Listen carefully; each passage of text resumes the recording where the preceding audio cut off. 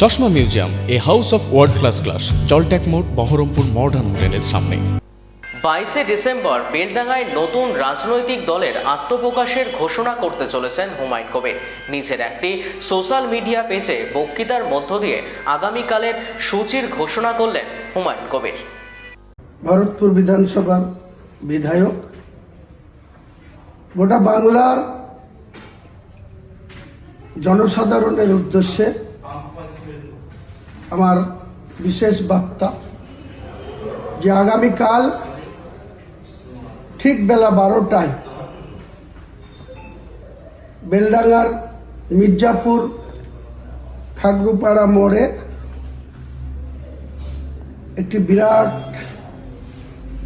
সাধারণ মানুষের উপস্থিতিতে একটি বিরাট রাজনৈতিক জনসভা অনুষ্ঠিত হবে।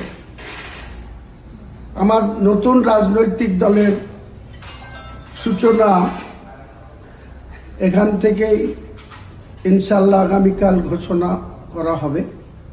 গোটা বাংলার সাধারণ নিপীড়িত, বঞ্চিত, লাঞ্ছিত,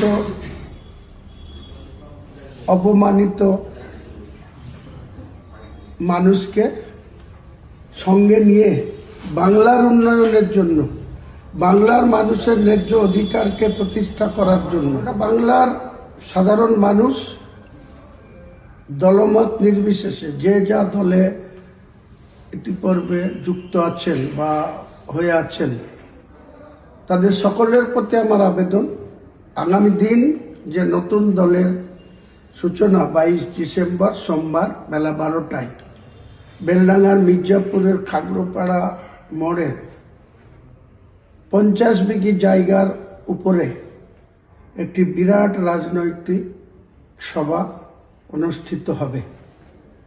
এই নতুন দলের চেয়ারম্যান হিসাবে আমি হুমায়ুন কবির আপনাদের কাছে, সকলের কাছে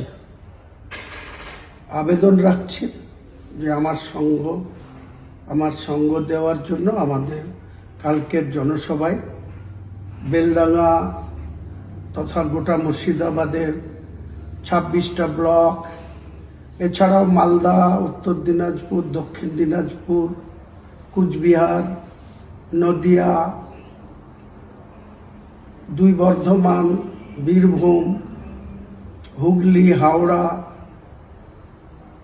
দক্ষিণ 24 পরগনা, উত্তর 24 পরগনা, সমস্ত জেলার মানুষকে, 2 মেদিনীপুর, সমস্ত রাজ্যের মানুষকে আমার তরফ থেকে করুণ আবেদন থাকলো, আপনারা যেভাবে পারবেন কালকে এই নতুন রাজনৈতিক দলের সূচনাতে আপনারা শরিক হন, উপস্থিত হন, অংশীদার হন। আপনাদের মূল্যবান সময় এখানে 4 ঘন্টার জন্য দেন। আমি কাল বেলা 12টায় আনুষ্ঠানিকভাবে বাংলার মানুষের কাছে একটা নতুন দিশা দেখানো, নতুন পথ চলা, নতুন শপথ নেওয়া অঙ্গীকার আমরা করব। বর্তমান যে শাসক, তার যেমন পতন ঘটানো আমাদের উদ্দেশ্য, তাদের যেমন ক্ষমতাচ্যুত করা আমাদের উদ্দেশ্য, একই সঙ্গে ভারতীয় জনতা পার্টি বাংলাকে দখল করার উদ্দেশ্য নিয়ে তাদের যে রাজনৈতিক মিশন, তাদেরও গঠনমূলক বিরোধিতা করা আমাদের মূল উদ্দেশ্য।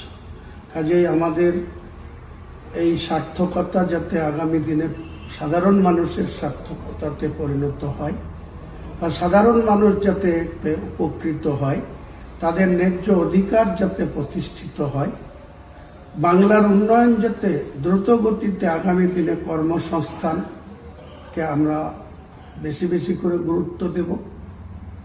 আমরা সরকারি কর্মচারীদের যেভাবে বঞ্চিত করা আছে, তাদের ডিএ কেন্দ্র সরকারের সমাহারে ডিএর সঙ্গে অনেক তফাৎ রাখা হয়েছে। এক একটা কর্মচারী যে যেমন তাদের স্যালারি তার থেকে কেউ 15,000, কেউ 18,000, কেউ 12,000, কেউ 20,000, কেউ 30,000 করে তারা ন্যায্য তাদের যে অধিকার সেটা পাচ্ছেন না সরকারি কর্মচারীরা। সেখানেও বর্তমান সরকার বিভিন্ন রকম ছলচাতুরি চালাকি, বাংলার আপামর জনগণের সঙ্গে তারা মিথ্যাচার চালিয়ে যাচ্ছে। এছাড়াও অনেক কিছু ঘটনা ঘটে গেছে বিগত 2 বছরে, আপনারা সবাই অবগত আছেন। উল্লেখযোগ্যভাবে অনেক জায়গাতেই মানুষের যে ব্যক্তিগত স্বাধীনতা সেখানে হস্তক্ষেপ হয়েছে। কাউকে ঠিকমতো শান্তিতে ঘুমোতে দিতে চায় না এই সরকার।